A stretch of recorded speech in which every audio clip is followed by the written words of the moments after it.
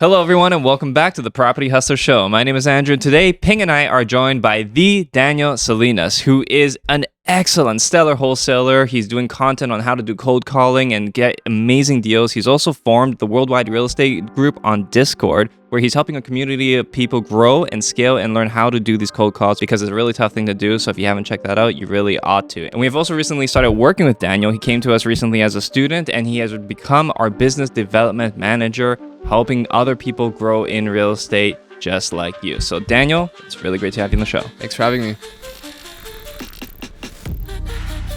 I had a meeting with somebody. It was a CEO of Privy. I didn't even know that. And then I got on a call with him for it was like a discovery call for a marketing agency. I didn't end up closing him, but he let me know that there were people that were like living in like Bali or like even like Colombia or Mexico, and they were doing deals in like Indianapolis, and they were making like 7 figures a month, just like wholesaling and freaking virtual. If you're in other parts of the world and you can tap into North American or European market, the money just goes so much further. The truth is like that even Eugene, one of our members, you know Eugene, right? Of course, the guy from who's investing in the States. Yeah. So Eugene is doing that. He's never visited the property, right? And that property is still producing like $500 after all the expenses every single month for him. It's appreciating right now, right? He bought it. I think he got it like back in like 2020 or 2021, right? So the truth is like even for rental properties, we don't actually need to be there as long as you can just tap into someone that you already know basically, and just follow exactly what they do.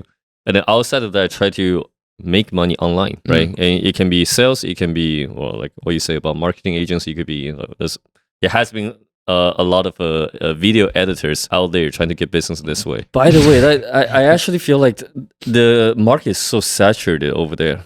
I'm getting like people message. No, like video editing. Oh, yeah. Literally like 2-3 people messaging us like almost on a daily basis. Half of the messages that come in are usually, but that's the thing, that one's really annoying. I actually hate how saturated that is. Like the amount of people that come in just and I don't know why it's all the same script. It's all the same script. So many people. Same marketing agency. Like somebody, they all hired this. They all signed up for the same marketing agency. That marketing agency sold all these guys the same script on how to get business, and none of them are getting business. Yeah. Right? Yeah. So the line of work for people, especially who are in real estate, like a lot of people from like third world countries, that's like their breadwinning. And even if they're making like $10 a day, it wouldn't hurt for them to reach out to people because there's always a need. Like you guys are like we're all in need for editors, right? So, but the problem is that the whole entire market right now is saturated with the edits. In terms of the editing style, there has to be a shift in how we're presenting it because everybody right now is working currently with like the same editors who are doing the same Alex Ramosi style edits. And one thing that I had currently, like I was outsourcing people in India to do my work for my agency, but then I realized like shit, it's getting really hard to manage this entire thing. And I had a conversation with Ping. And I realized that there's a bigger opportunity for me to focus on like the $10,000 or $100,000 opportunity versus the $1,000 retainer per month type of thing. So there's always going to be like demand for people in those sort of countries to work for that. I had to totally drop the agency because there's too much competition. It's too saturated. And unless you're someone in India, you can't really make a lot of money here outsourcing other people as well. Yeah. Have you ever heard that expression that no matter what it is you can do, there's always a little kid, Chinese kid in China that can do it better? No. No. Have you heard that? Of course, you've been telling me that. Okay, so he's heard it from me. But this was a thing. This was something that I guess kids used to say it for me in high school, right? And that was one of those things because everybody's always very impressed with themselves, and then just to humble them and just like remember, there's some random Chinese kid in China that can do this better. And because of the difference of economies, if you consider Asia at large, if you are living in North America, you really have to be careful when you're in an area of work that can be outsourced. And that honestly and frankly, there's a lot of people in other countries that can and will do it better than you for cheaper than you. And that puts you in a precarious position. So I think people need to be careful. Their living cost is way lower, right? And the moment that you have a same amount of demand, right? People who need the videos to be edited, obviously that demand is growing, but you have a way more supply coming into the marketplace. From India, China, Philippines, right? And all those like I know that there was a lot of East European, like they also start tapping into the marketing agency field. Now all of a sudden you just have way too many suppliers that are trying to fight for the same pie. And one thing that I kind of found helpful for me, like obviously now that we're currently on the topic of like the agency stuff, it was very easy for me to actually bridge that gap with other people in real estate because I was actually doing what I was like selling, right? If I was going to be selling a marketing agency, if I was someone in a third world country, hey, I'll edit for you for free for 30 days. no one really cares, right? But when you have someone like myself who's already been in real estate, so by the way, like if you're out here, if you're trying to start a marketing agency, actually do the edits, like show that you're competent in the field that you're working in, whether it be in real estate, present that as an offer to other investors, and they'd be more than happy to work with you rather than somebody who is like just like everybody else, like out here in the field. How do you differentiate your video style? You said it yourself as well, right? Everybody's doing the exact same style, and then I think you started trying different angle, and then one video really pick up, and it really boosts you up to like I think from like 3,000 all the way to like 10K within just a couple weeks or something. Like 1 to 11 in like 5 days. That's crazy. That's a really good question. So in general, like when I first started posting content, if you scroll down to like my very first few videos, I was just kind of following what everyone else was doing. And the problem with that is, you know, when you're positioning yourself like everybody else in the marketplace. So as an example, when people are creating videos on like, here are the top 3 ways to get your first house, nobody really gives a shit, in my opinion, right? People come to the short form platforms to to be entertained, not educate themselves, right? They want that instant dopamine hit. So when you're able to kind of create content that's almost sort of like you're being a guide rather than a guru, almost documenting your day, you have a lot more leverage than someone who is talking rather than doing. It's like more reality TV. Yeah. And I had this conversation with Ping because there was some guy, his name was Cam Oliveira. He was probably one of the only people in real estate that was doing cold calls. I was already good on the phone. So I'm like, okay, why don't I just position myself not similar to him, but I have good tonality on the phone. I'll just pick up the camera and record. It took me a few hours to edit, and then now I'm here. But if I spent time trying to be like, okay, here's what I say on my cold calls, like here's how I get wholesale deals, nobody's gonna watch that because who am I to say that? You know, it's better to just position yourself as that guide versus the guru. It's very interesting because I think vlog type of style died about like 2 years ago, right? Way too many people were like literally just documenting their day, and then all of a sudden you switch into more like, hey, here are the few steps, step-by-step type of videos, right? And that really went viral for a long time. But how come we're switching it back to the vlog style? When everyone's doing one thing, we have to do the other, and that's similar to how the vlog style died.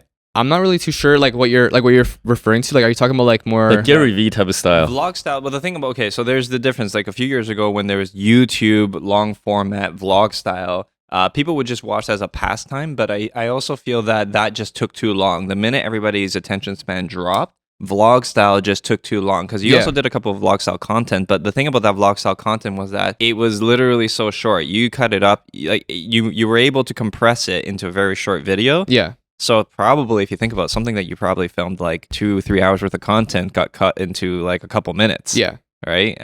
So it's vlog style, right. but it's condensed. Right. Mm-hmm. To answer your question, if you go on your phone right now and you search up #real estate, you're literally going to see the same videos, whether it be the same caption style or whether it be the same topics, whether it's an agent, a broker, or just an investor. People come to these platforms with the notion that they want to either like raise capital or find deal flow, but everyone's posting the same stuff. Right? Because they're seeing other big players, just to name a few, like Ryan Pineda or Grant Cardone, they're seeing this style works for them. So they're assuming that it's also going to work for them as well.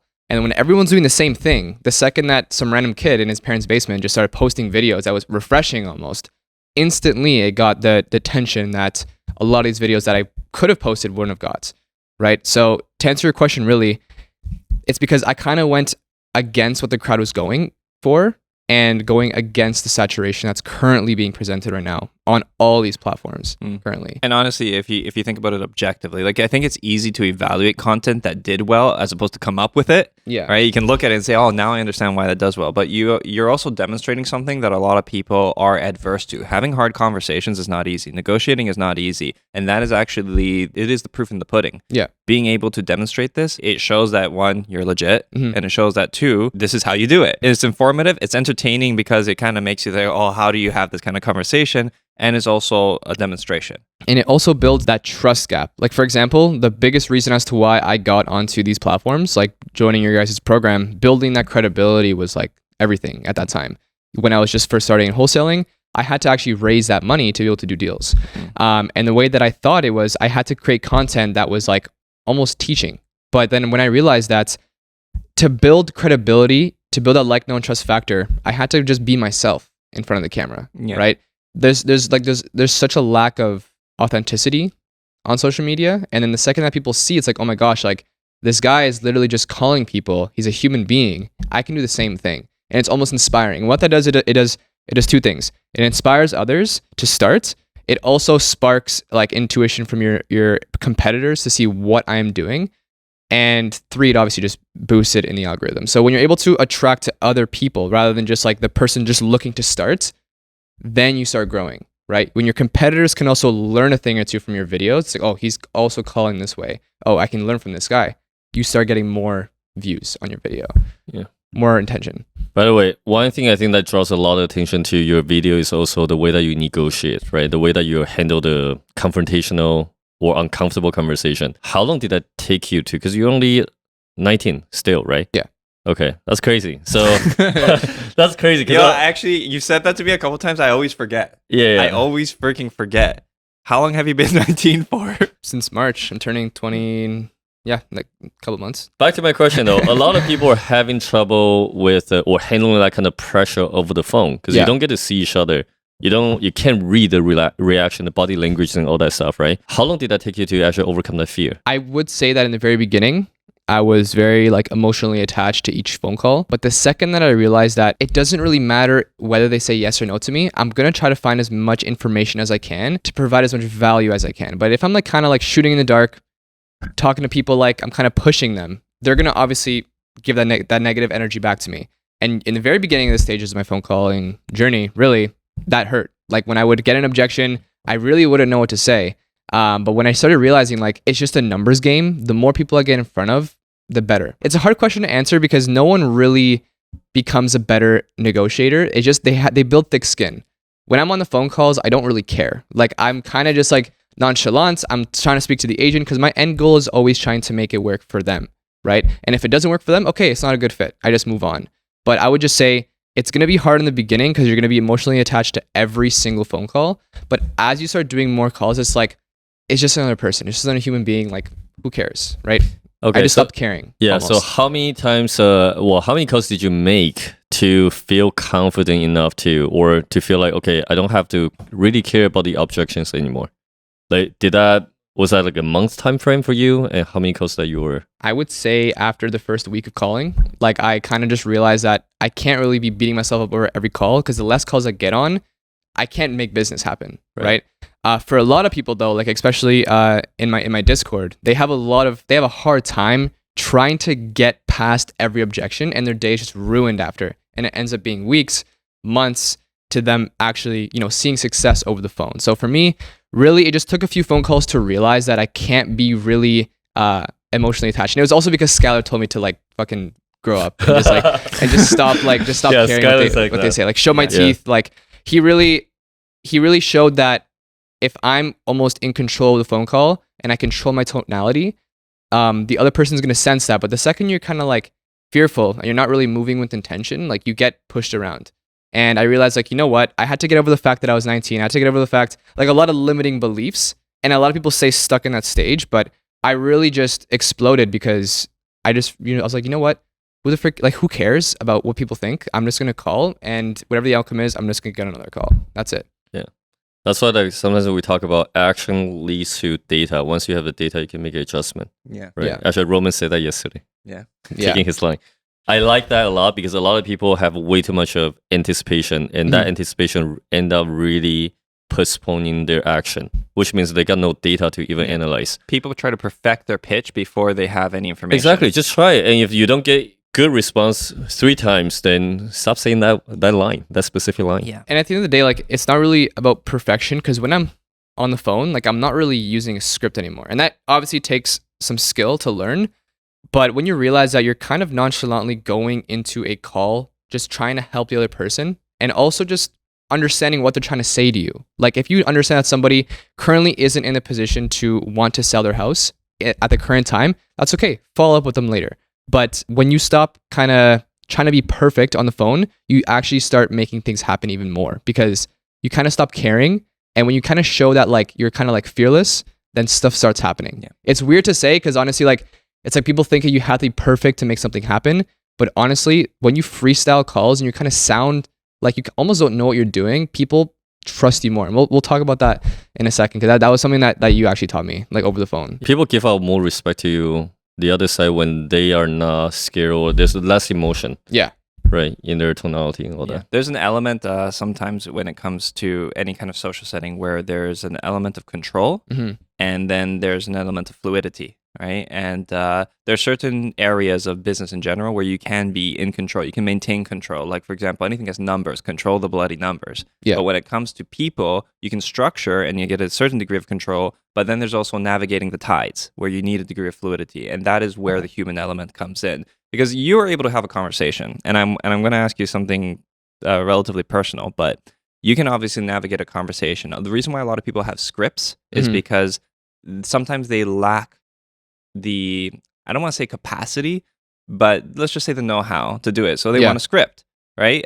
Whereas some people, you can be like, okay, what do you want me to talk to them about? They can go talk about anything, right? Because they're just going to have a conversation. But other people need predictability. They want control in a conversation. That's really hard to get. So there's nature versus nurture. Do you consider yourself an introverted person or extroverted? Oh, extroverted for sure. Yeah, extroverted. Second one, hey, no. You know how many people? You know how many people have come onto the podcast and would describe themselves as introverted, and they're having great conversations. So they learned it somehow. Or maybe we just think that introverted people can't have great conversations, but that's not. I don't think that's true. You're not introverted. You're extroverted. I don't know. I wouldn't necessarily say that. Oh, you're definitely the second one. Maybe. But I used to be very introverted. Okay. Right? So, no, remember? I think we switched actually. I think you're more extroverted than I am today. Today I find people can be exhausting, but that could also be something else, right? I find people to be very tiring sometimes, and I prefer a little solitude. Maybe that's because I don't get enough of it. But the point really that I'm trying to get at here is that if you were to give somebody tips, and scripting obviously sometimes brings too much rigidity, somebody who doesn't have that natural skill and they need a little bit more nurture, what would you advise in order to be able to have some of that fluidity that you have in your conversations? Really slow down your words and try to forget that it's not really about the lines, it's just kind of how you say it. Your tonality really matters. Like right now I'm controlling the tone of my voice right now. And the second that you kind of want to build urgency on the phone and you're kind of sounding a little bit more robotic, the whole energy just completely shifts. So I would just say is try to match the energy of the other person on the phone and really be aware of how you're speaking to people. When I'm on the phone with, for example, like a female real estate agent compared to a male real estate agent, like there's different ways that okay, like not to sound like sexist in a way, but like knowing who you're speaking with. Right? If I know I'm speaking with somebody who's very to the point, I'm not going to want to waste their time. Like I'm going to get straight to the point with them. I'm going to match the energy, reflect the energy, right? It's weird because like I don't know how to explain it, but I have like a feminine side, right? I have a very loving character, and when I'm on the phone with like other, let's say for example, other females, I'm able to kind of like reciprocate that energy. It's kind of hard to explain, but like coming from like a Latino background, people who are Latino, like we know how to like smooth talk in a way. You know how to move your hips, yeah. No, like not in that. Yeah, of course, but not in that sense. Like it's kind of hard to explain, but we know how to make other people feel good. There is intuition in cultures. Yeah, right. A lot of people may agree that a lot of women have a lot deeper intuition when it comes to others, right? Yeah. But some cultures, especially, I'm actually gonna say. The romantic cultures being things that have a romance period of like culture where you look at, let's just say Italian, even the language, the Spanish is Spanish, Italian, certain cultures just have that in them. And you might find that there is a degree of intuition that comes with that, right? Yeah. I think I get what you're saying there. Not literally trying to hit them up on the phone. It's just more like, it's more being like smooth with how you're saying your stuff, because like I don't know how to explain it. Let me explain this to everybody. Like not like you not two to are like, terrible okay, at like explaining not this. to like Just speaking in the same language, basically, right? Same background. For example, when I'm talking to Chinese people, it's not about being fair. It's about getting a good deal. Hey, listen, Sure, like, we'll do yeah. this. We'll get a good deal, right? We'll haggle them a little bit. All of a sudden, the other side is like, yeah, I agree with you, right? And the moment that you're connecting at the same, like with the same language, then it's great. Female investors usually, like if they have puppy, if they have kids, I would talk a lot about that, right? Yeah. Hey, and try to like get, because that's a true, I guess, a motive behind why they're doing real estate. So you're just connecting with different people in different language. And yeah, with Latino, there's I think the Latinos are usually pretty strong, very community oriented, right? Chinese people are not like that. Just so you know, Chinese people are all about discount.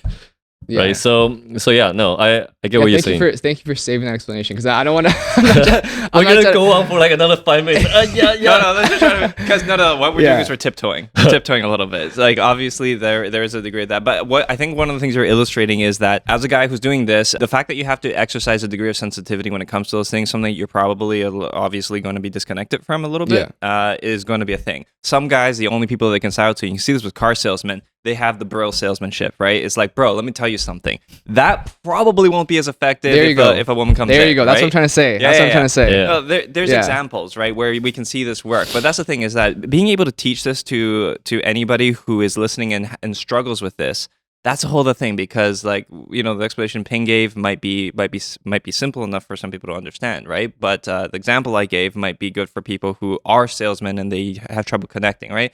So it really is about how do you teach this? Because conversations are hard to teach. Yeah. Right? It's like sometimes we go in, it's like, how do you have a conversation? It's like, bro, you got to just feel it. You got to feel the conversation. Well, thanks. That doesn't really give me a framework to improve myself, right? Yeah. And people need structure. That's why scripts are important. But you know, do you get called by the HVAC guys, the duct cleaners? No. Okay, I get called all the time, man. You know what? I'm surprised. I know that it's them just because they always say, hello, good morning, sir. The minute somebody calls, like no one here says that. Yeah. Like none of my friends, actually one of my There's a friends. call center. Yeah, it's always a call center, right? And it's just that lack of cultural social intelligence for us here. They're obviously calling from another country, so that's why they talk like that over there. We don't talk like that over here. Actually, one time my friend called me and he said that to me, hello, good morning, sir. I hung up on him because I thought it was one of these guys. But this is why communication matters, right? Yeah. Like people know when they're being sold. And there's an element of bearing the lead. Going deeper into their responses, like actually caring about what they're saying, right? There's a difference between being transactional and then relationship, right? And it all has to do with sales. Like honestly speaking, if you aren't providing the value to the person on the other line, then they're being sold. But if they actually trust that what you're saying is the truth and it actually works, they're more than inclined to want to work with you. So the way you do that easily is just to really pull down their defenses by almost being personal with them, asking them questions about their questions. For example, if someone says that they've been living in the house for the last 60 days and they couldn't sell their house because they worked with a realtor, I'm going to ask them, what did you not like about your real estate agent? Like, why did this not happen to you? Mm-hmm. Going deeper into what they're trying to say to pull in more information out rather than just being like, okay, cool, write that down. Next question. Yeah. Like that's more transactional, trying to just get information, but more really trying to have that personalized conversation with somebody is going to get and like results. that also it shows that you're listening. Most people on the phone, they're not really listening. They don't care. We have 2 ears but 1 mouth. We do 3 times more talking than we do listening, right? And That's a good one. When I'm on the phone, like I'm not even talking. Like I just say, hi, how are you? Is the property still available? And they kind of just tell me their story. And one line that really works extremely well is almost saying, I'm not too sure how this works. Do I have to go to another agent for them to represent me? And they're just going to like give me all of their passion to try to want to work with me. Yeah. And then they just kind of tell me everything I have to know about the property. When I listen, I'm able to really gauge my responses differently. I want to contextualize some of the stuff we're talking about. I love this because this is actually the root. Actually, there's the root of a lot of things, right? It's social media, but social media is not just social media. Social media is branding. Social media is sales. Social media is relationships. Social media is a lot of things, right? So if we categorize this into sales, right? Because when you do social media, you're selling something. You're selling yourself. You're selling who you are. You're doing it on some level, even if you're not actually selling anything. Mm-hmm. But it is building, let's just say, your brand, mm-hmm. right? Not intentionally or not. And then there's also the relationship management aspect, where at least in business, people have a tendency to work with people they like over people who they think are more competent than the other, right? Like if we have a relationship and I know some other guy who can do what you do, I will go with the person that I like more over the person that might be a little bit better, right? People tend to do that. You see this with when people hire realtors. Why don't they hire the realtor who is the best? They hire the realtor who they have a relationship with, even if they're not as good. Now, this may be a faulty approach in business or in real estate, but it's a demonstration of human nature. Yeah. And we have to respect that. We have to navigate that. So when you're trying to sell something, you've already illustrated, it's important not to be too salesy. It's important to build a relationship. Be a person. And I always relate this to sometimes how people talk to girls. It's just like, you don't have to, don't go sell too hard, right? Yeah. When the like guys who are trying to do this, don't go sell too hard. Just be a person. And often that leads to positive results. People sell that as if, though, this is the secret to dating, but this is just the secret to human relationships. Yeah. Right? Be a person, be genuine, be honest, and actually try to bring value to somebody's life. Exactly. Right? So if you do these things, and I think you're demonstrating all this very well, there's a lot of people who don't see the value in creating their own social content. I feel that if people don't take this path, they're going to get left behind, or they're not going to be able to scale this easily. If somebody is thinking right now, okay, I don't have any need to create my own social brand or my social media accounts or anything like this, or to even be making content, what would you say to anybody who is currently in that position? Like, should they start now when they don't need it, or maybe they can just get away without doing any of it? Like, what is your position on people who are in that position? Start. Like, money follows attention. The whole personal brand thing is very like saturated. Like, everybody wants to have their own personal brand, but like, what even is a personal brand? For example, you don't see Alex Hormozi or Gary Vee or Joe Rogan talk about certain things within their niche. They just talk about whatever, right? Whatever is currently on their minds, right? But when you're trying to build a social media presence around a business, that's a completely different thing, because obviously the intention is a little bit different. And one thing that I've noticed heavily is that, especially people in my space, they say they have a personal brand, but realistically, they're just talking about how easy wholesaling is, and then they can just buy their course, right? That's not a brand. That's a funnel, right? And that's why people really gravitate towards these big giants, because they've already built something pre-existing, so they can just talk about whatever. And that's actually something that is characterized, right? But talking about your business and trying to like push your material or push your sale, your course on your content, that's not a brand. So one thing that I've noticed is when people come to my Discord, they're like, this is extremely different, because a lot of people in the space, like even in real estate, there's so many programs, there's so many courses, there's so many gurus. A lot of people make money in education versus, actual transactions, right? And when people see that like someone's actually doing it, they're not just saying they're doing it, they're actually doing it, there's more of a brand element, because they can now trust you. You're a human now. So that's kind of like the two key differences between like an actual business and a personal brand. Those are two different things. Here's the thing though, for people who are thinking to get away from doing the social media, the biggest, counter to that is, if someone is doing exactly what you're trying to do, or try to achieve exactly what you're trying to achieve right now, and they have a social media presence, they're going to draw way more attention, and that attention will lead to some sort of result. Essentially setting yourself for failure if you don't. Somebody's going to outcompete you. And to add it, it adds more of a credibility element, because the second that you want to start raising capital, if it was myself versus someone who even was more experienced in the game, like if they don't have anything on paper to show that they've done it before, the social credibility matters a lot. And especially when in the current stage that I'm in right now, where I'm trying to raise capital, if I had 0 followers and I had 0 nothing, I could guarantee you that I wouldn't be in this room. I also wouldn't be speaking to other people. I wouldn't be on the phone with different types of business owners, because again, money follows attention. And when you have that clout, obviously there's negative sides to it, but in generally speaking, we want to have that social credibility. And it's not to say like you need 1 billion followers. It's not like you need all these engagements, because at the end of the day, those are just vanity metrics. If you're able to pull in 100 people that are seriously supporting you for like what you're doing, that's a lot better than having 100,000 followers. 100%. Doesn't even matter. It's not even comparable. But the point I'm trying to get at is, if you're in the current stage where you're thinking, if you're on the edge of like getting your social media started, I would do that immediately, because you guys can even relate to, like, if you guys started social media and you're in the very beginning of your stage, people see that progression, right? They see that, that growth over time. And if I started when I first started, oh my God, I probably would be double than what I am right now. Yeah. You mean like a year ago? Like at the age of 17? Or why not? No, why not? I think one thing that people will want to, we should elaborate on for people, is the vanity metric, because social media for a lot of people is a vanity thing. And I think that's what it primarily was and is actually still, right? But it's just people are capitalizing it for the purpose of business. But if you get over the vanity metrics, like people feel that if I'm going to post a video, it doesn't get a few thousand views or whatever it is that you're expecting it to get, that means that you're a failure, right? People think that. And so they have this thought of like, they have to figure out a way to go viral. What you said is correct, that 100 people who are focused and intentional, that is considerably more valuable. I know, because we host the events, 100 views on a YouTube video might not seem like a lot of people, but 100 people in the room, that's a lot of people. Like, I know people who get thousands upon thousands of views. They can't sell a thing. All they're selling is really like entertainment, and maybe they're trying to monetize.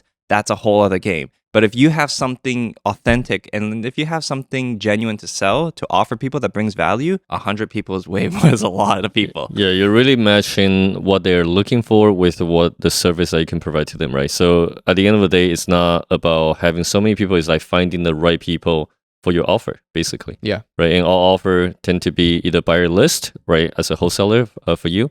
And our other offer could be, hey, we have a decent, like profitable deals, multiplex for anybody to kind of join this journey with us, right, as an investor. So everybody's offer is slightly different, but I think having a social media is really, really critical in today's market, right? Because your business, your Instagram is actually now your business profile, right? Yeah. People need to know who you are, right? As an operator, people need to know what have you actually done. Those are two pretty important things. Now, I want to ask you, at the age of 19-year-old, okay, I want to keep emphasizing that because it's crazy. At the age of 19 years old, I was only playing basketball, right, and try to party. So for you, I want to know what separates you from any other peers at this moment. What are the personal, habits that you would say it was really helping you to grow? I would say it honestly just depends on the type of person, your background, considering your guys' culture. Like, you guys come from a very work-oriented type of background, and so is mine. Like, Colombian, my parents have been working since the day I was born. Now, the thing is, like, I wouldn't say what really separates myself from other people, because we're all like the same. It just depends on where we come from, right? I can guarantee you that, like, somebody who grew up here in Canada with parents who, like, they already have a 9-to-5 job, they're more like pushing school, right? For me, for example, my parents always pushed like hard work, and it didn't matter what field it was. My parents didn't care if I went to school. It depends on where you grow up from and your morals in that sense. My biggest motivation was like, I've always wanted to provide like that financial security for my parents, and I still have like a long way to go. And the thing is, I have to kind of remind myself that, like, I'm only 19, because sometimes, like, I'm stressing like a 40-year-old man.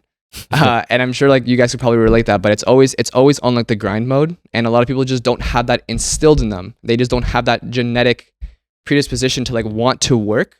They just rather like take the easy way and kind of just, you guys both went to school. The thing is, a lot of people would rather just go to school and kind of let the universe kind of take upon what they want. Like, they don't really care. They'll just pick up whatever comes to them, right? But for me, I always had that anxiety to like be better and like kind of have something set up. So I always took that initiative to kind of like strive for greatness. And if that mean I didn't have to go to school for 4 years and risk it, in my eyes, it's a bigger risk to not take a chance on yourself than it is to kind of do what everyone else is doing.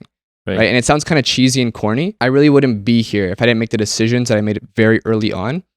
And a lot of people right now are kind of letting life just go through right now. They're just going through the motions. By the way, pushing hard work, this one, I want to differentiate these two, because I'm pretty sure the way that you're processing this, or even like the way that you're thinking about business, like your visions and all that, is completely different from your brothers, right? Because, and again, coming from the same background. So really, it kind of goes back to your why, right? You have a much, much stronger why compared to other people in your in the same age group. Yeah. Right. So I think that is the biggest difference. But I do want to point out a few things in terms of personal development. I can see your personal growth like literally accelerating in the past like 3 to 6 months, right? And then I noticed a few things that I see you that's different from other members in the program. Is that, number one, every time we talk, you're making notes. People think they can memorize everything throughout a 1 hour session. You never took that for granted. You literally just keep making notes, and then you even send me your summary, your takeaways. And I think that's huge, because that really verify all the things that you're learning. If I see something that didn't really align with what I was saying, because sometimes people perceive the information differently from the person who's giving out the information. So I thought that was really good. And second thing is that you have no problem investing in yourself, whereas most people are way too concerned about what's the catch here. If I invest in you or in myself, what if I don't get enough result? You kind of are the type of person who just dive in. Yeah. Right. So, like, how did you develop those type of traits? My parents, at the age of 12, like I joined Army Cadets, right? And I also was kind of heavily in sports as well. But I would just say it had a lot to do with my environment, because seeing like I think it was around the age of like I don't know, like my parents always took care of me. Like they always made sure that I was like spoiled, even though we didn't come from like money by all means. Like my parents are definitely not in this financial situation where they can just like chill and retire. Like they have to work until like they're probably like in their 70s, which is pretty sad. But the thing is, when I realized that they were coming home like every single day, tired, and they had to do the same thing every morning, I started to wonder, like, what is my life going to look like if I kind of just let life happen? And they kind of did let life happen in a sense.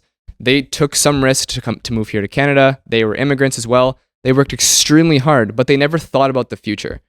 And it's kind of good and bad.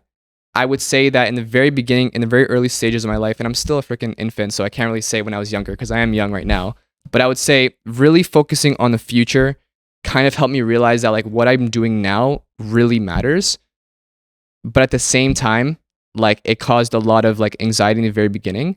So when I started realizing like if I'm able to just take massive risk right now, by the time that I'm 23, 24, I could always start again, right? Always. Like if I literally in the next year, everything goes to shit, I'll just go to school. It really boiled down to my environments because just seeing like the work ethic my parents had, it really inspired me to try to help them break free from that. And they're still doing that. So like I wake up every single day, grateful that I'm in the position that I am right now.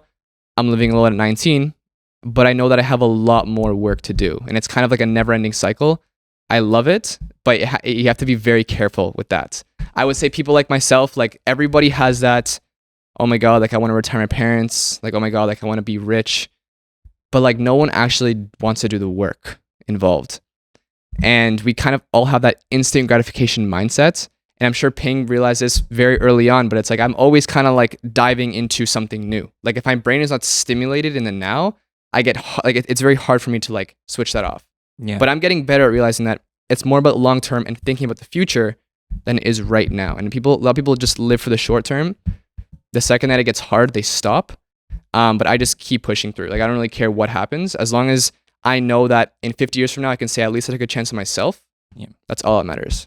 Yeah. So you're in a position right now where you can focus on these things. You can take risks. A lot of people become at risk adverse as soon as they have responsibilities and other responsibilities like children. Yeah. Where others depend on them. Like for example, your parents. I talk to people who are often have views on their parents, and they like. Well, there's one student actually.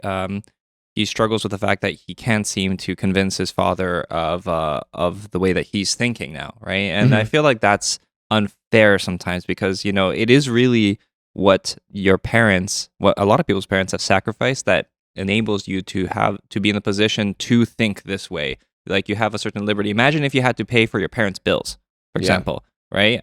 Actually, I shouldn't even say that because I don't know if like you do have to, right? Like maybe these things can be challenging, but parents might often choose stability for the children and become risk adverse. And I feel like it's a noble thing to do, right? Because people, that's sacrifice, right? Yeah. People sometimes sacrifice their endeavors for the children. But I think the fact, if your parents have done something like that for you, I think you have an obligation to do that sacrifice justice. Yeah. And big yourself up and do better for yourself.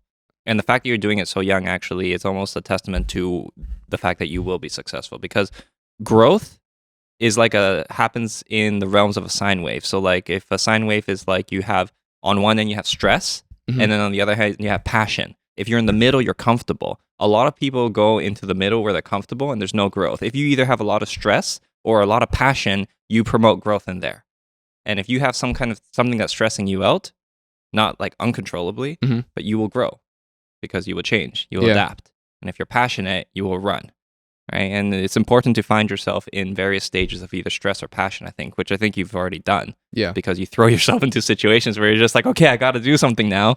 Otherwise, I'm going to burn. We started off talking a little bit about living in different places, right? And what it'd be like. And the thing that I find very appealing about social media today, while it was never something I was fond of growing up, like when I was in university and people would say, hey, what's your Instagram? I'd be like, I don't even use that. I thought it was being cool. I regret today not having, because I went through nursing in university and I wish I added all these nursing girls, because these nursing girls now all have, they will all love to get into real estate investing because nurses are burnt out. Yeah. Right. And nurses need to put that money that they're earning, that they're working so long for, into something else that is profitable for them so that they can have multiple streams of income and maybe retire before they start to wear out.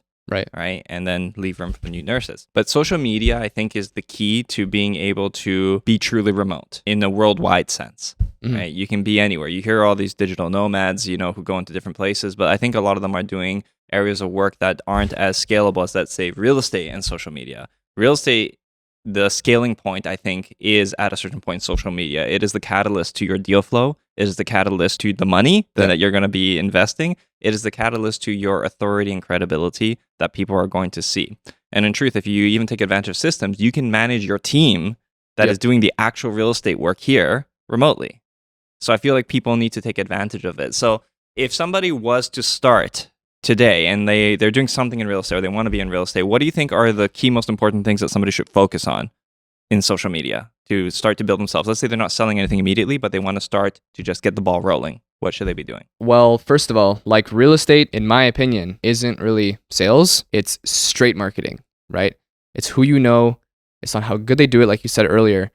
Just to give you an example, before I kind of get into answering your question, if you walk down the street, you're going to see hundreds of billboards of agents. The month after, they're going to be replaced by who? An agent, right? So we kind of want to build that irreplaceability through social media as soon as we can, right? I didn't know that in the first, 3 posts that I was going to gain 10,000 in literally 5 days, and I didn't know it was going to go extremely viral.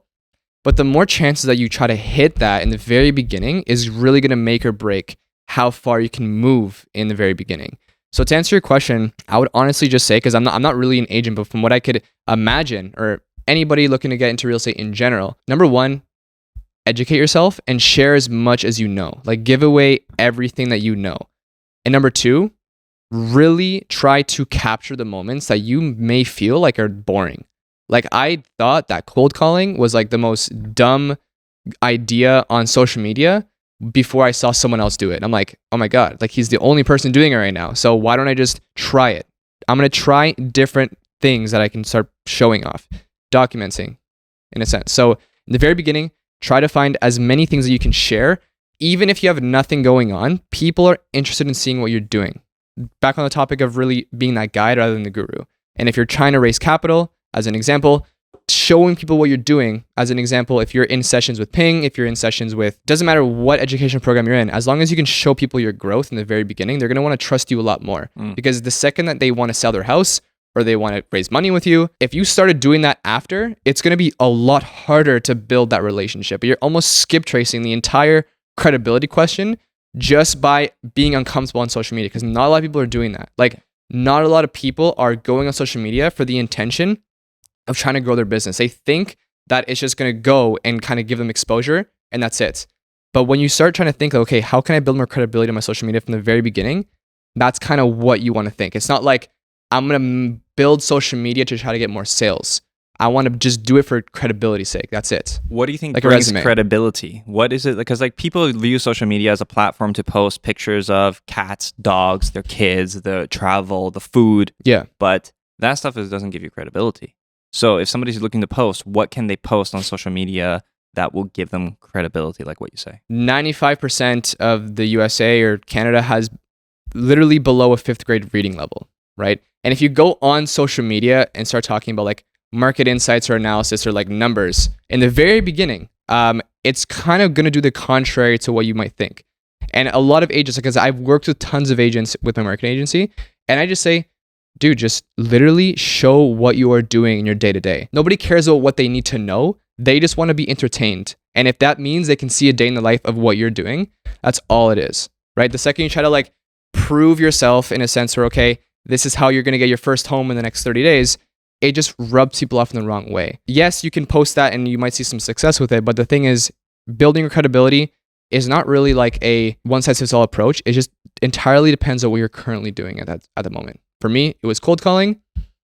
Was I doing a lot of sales back then? No, but that's definitely helped with what I'm trying to do today. Yeah, showcase your journey, because a lot of people want to be established before they start posting, because they feel like if I don't have anything accomplished and I'm showcasing that, it's kind of like well, people will view it as okay, you haven't done a thing yet. It's imposter syndrome. Yeah, imposter syndrome. Yeah. Well, there's one student who came to me and was just like, okay, so what would you consider as more established? I asked him, and he's just like, I should at least have 10 doors. I'm like, okay, so anybody above 10 doors will view you as you're not doing a thing. It's like, that's a good point. So you're never gonna start because at the 10 doors, you're going to feel like, man, I probably need to reach to maybe 15 or 20 doors before I can start posting. But the truth is that people just want to know exactly what you're doing because you're going to inspire a lot of people who haven't even pulled the trigger. And maybe they've been thinking about real estate investing for a long time, but they just didn't have the courage or the time to actually do that. And if you can start showcasing what you're doing, that's going to inspire them to either pull the trigger with you or actually just be like, hey, why don't I just invest with you since you're taking action already? Exactly. So you put a lot of emphasis in educating yourself, right? For anybody who's out there, one of the first things they need to do is educate themselves regardless, right? And sometimes people don't know where to go or how to get educated. And I think some of the common advice is just get yourself in a room with people who know more than you. You should never be in a room where you're the smartest guy or girl. You should be in a room with people who know more than you. So today, I think it's easier than ever because there's a lot of there's a lot of rooms you go to virtually, for example, and you have the Discord group where it's a community of people who are talking about doing what you're doing and growing and scaling and how to overcome certain obstacles, like to do cold calling. Yeah. Let's talk about that room that you've created where people can enter and try to grow themselves. Yeah. So basically, it's not really what you know, it's who you know. And when you're really able to just build a network from the get-go of people who are currently doing what you're doing or you're aspiring to do what they're doing, it almost motivates you. And what I preach in my Discord is that you don't really have to pay anybody to get started in real estate. You can literally just get in here, take the information and go and take action. And it's really just up to you if you want to change your life or not. Because I really want this to be almost like a resource for a brother, a mother, a dad, or somebody who can go in and change their life and the lives around them, right? Because realistically speaking, it's all action. And if I can create a community, a group of people across the world just doing one thing, it's going to have a massive effect on the real estate industry, really disrupt what's currently happening. Because in wholesaling right now, there's a lot of resources for how to get started, but other people actually doing it, not a lot of people. So when I can create a group full of people actually doing it, it's just going to inspire so many more people. It's also going to help my deal flow in the future. It's going to build other credibility aspects to raise capital. And again, people, money, deal. When you have more people, you know where the money is, deals come last, right? Anybody can find a deal, but people often forget about the people aspect. So I want to really amplify that people in the very beginning of their career, because a lot of people have a hard time realizing that finding the people first is the thing that they need to do. But if they can just join my Discord, get the resources to start, also have a network, the deals are just going to come naturally. Yeah. So, right? That's the biggest vision right there. So with that whole group. Yeah, we do live in an information age. The information is available. There's an element missing, and that element is often the people element, the community element, and people need to get connected in order to make things happen. Because real estate is the people business. Everybody says it. Everybody knows it. And it's somewhat said like an adage, but for some reason, people are not connecting the way they ought to. Yeah. Right? And it's a cheesy fortune cookie thing says, your net worth is your network. That is like, it is very true, right? Network and get to know people. It's easy to do. People are just giving themselves excuses as to why they shouldn't or why they don't. Exactly. So how can people find you? They can find me at the Daniel Salinas on Instagram. That's the Daniel Salinas. And you can also join my Discord, Worldwide REI.